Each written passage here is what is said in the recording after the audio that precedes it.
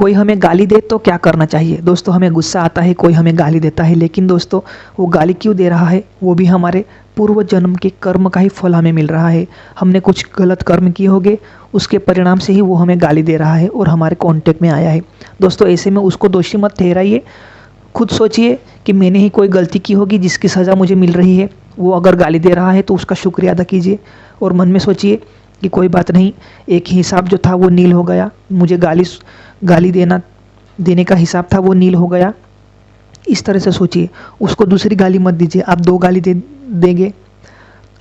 देंगे, वो दूसरी 4 गाली देगा, इससे झगड़ा बढ़ता है।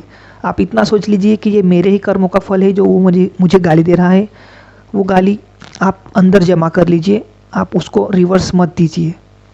एक उदाहरण के तौर पर मैं आपको बताता हूँ, अगर आप कहीं से जा रहे हैं और पहाड़ पर से एक पत्थर आपके सर में लग जाता है, तो आप किसे गाली दोगे? किसी को नहीं दोगे, क्योंकि वो अपने आप आया और आपको लगा।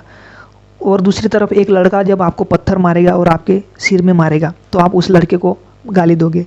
लेकिन अगर पहाड़ पर से वही पत्थर आता है अपने आप और आपको लगता है, तो आप किसे बोलने जाओगे? किसी को नहीं बोलोगे।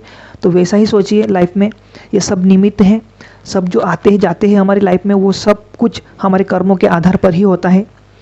तो बस इतना सोचिए, हमारी ही गलती है जो हमें भुगतना पड़ रहा है। और कोई गाली देता है तो उसको आप गाली मत दो, वो गाली को आप जमा कर लो। आपकी किस्मत में, आपके कर्मों के आधार पर आपको वो गाली सुननी थी तो आप सुन लीजिए, आप उसको रिप्लाई मत दीजिए।